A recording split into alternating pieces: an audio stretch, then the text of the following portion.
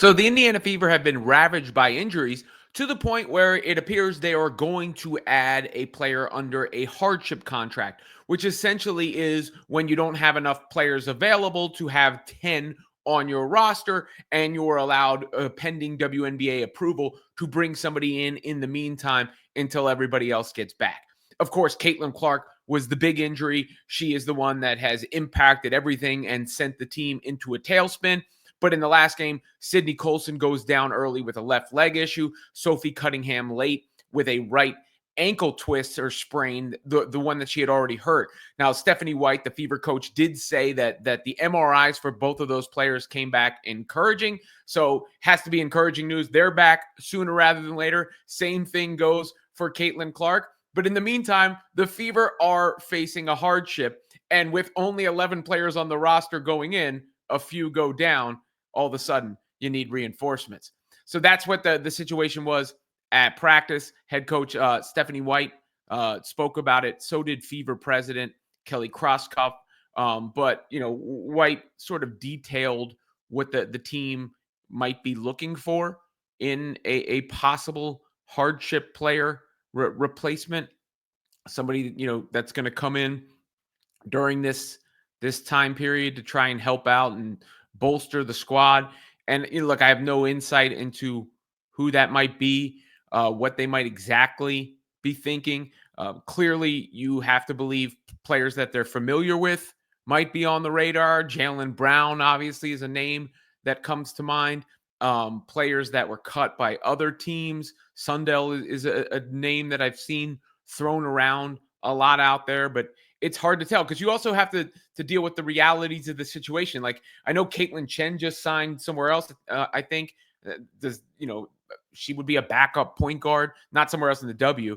But do these players also want to be there? Who's willing to take on I'm going to be there for a minute and knowing I'm going to be back out the door as soon as the other players are back on the floor.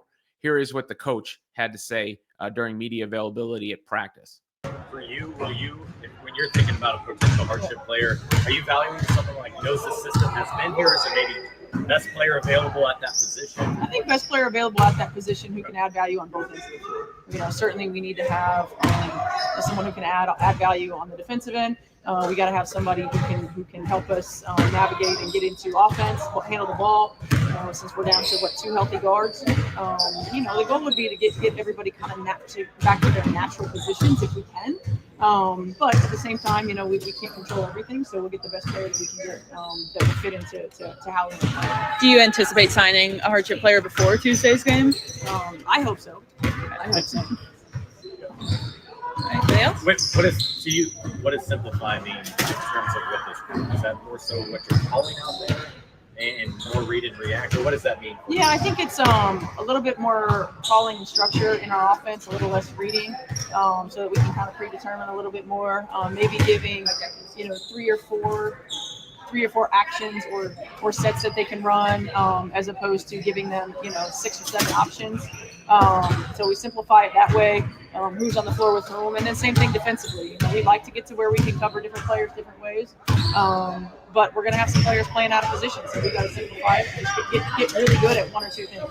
Yeah, DeWanna talked about kind of just not being in a rhythm after Friday's game. What do you do with all of these injuries and potentially bringing someone in to try to get into some semblance of a rhythm? I think the simplifying hopefully helps that, giving them just a couple of things that we can focus on, and we continue to really rep over the last 2 days on both ends of the floor, knowing that some players are going to be playing out of position and freeing them up to stay aggressive and just play.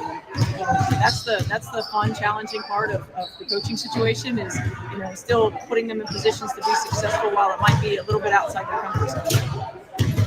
So that was head coach Stephanie White, the video taken by Chloe Peterson. Obviously, the Fever are looking into a guard, right? Like somebody who can handle the ball. That's the position of need, of most dire need at this point in time. You did hear her mention DeWanna Bonner there. I did a piece for Indiana Fever on SI on the 3 bright spots in the midst of all this. I'll put the link in the description. But 3 players have stood out, and one of them is Bonner. One thing I think the Fever need to consider once they're whole, and probably in the meantime, considering these injuries too, is putting Bonner back in the starting lineup in favor of Natasha Howard. and then making Howard kind of a focal point off the bench. One thing I've noticed is that Bonner seems more adept at playing off of Aaliyah Boston and obviously the other stars on the team. She's not a great outside shooter, but she's a better outside shooter. She has more natural flow off the ball, and she's really started to get cooking. Meanwhile, Howard seems to want to operate as a cog, and I'm not saying that in any sort of judgmental way. That's just seems to be the way she plays, and the Fever could use some scoring probably in that second unit. So maybe that switch makes a little bit of sense. Because if you remember at the beginning of the year, they were starting both of them. Then Hull came in for Bonner, but maybe the ultimate fix is to keep Hull in the starting lineup and have Bonner come in for Howard. But these are things and adjustments that can be made over the course of a long season. Obviously, there's not going to be much consistency in the Fever lineups right now. The players that have been consistent are Aaliyah Boston, who's having the best year of her career. She's been spectacular, really. Lexi Hull, same thing. The energy and defense she brings is infectious, and she looks like she's improved on the offensive end. And then the recent emergence of Duana Bonner. You're going to need some of the other players to obviously contribute the depth that they keep talking about before the season starts circling the depths. But regardless, good injury updates, it seems. I think the Sophie Cunningham one is particularly encouraging just because it was the same ankle. I thought that could be really bad, but it appears that from that she's going to be okay. I'm not saying that one is better than the other, but I wasn't as concerned for Colson being on the shelf a long time, having watched that play, having seen it develop a little bit, but nonetheless, obviously great if both get clean bills of health, meaning they could be back into the lineup sooner rather than later. And then the Clark thing, you see her at the Pacers game and all that. We've seen her moving around at practice.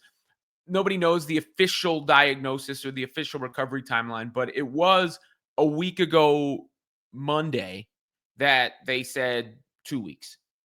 That I don't know if that exact timeline was from the game that it happened or from the announcement. I take it as from the announcement.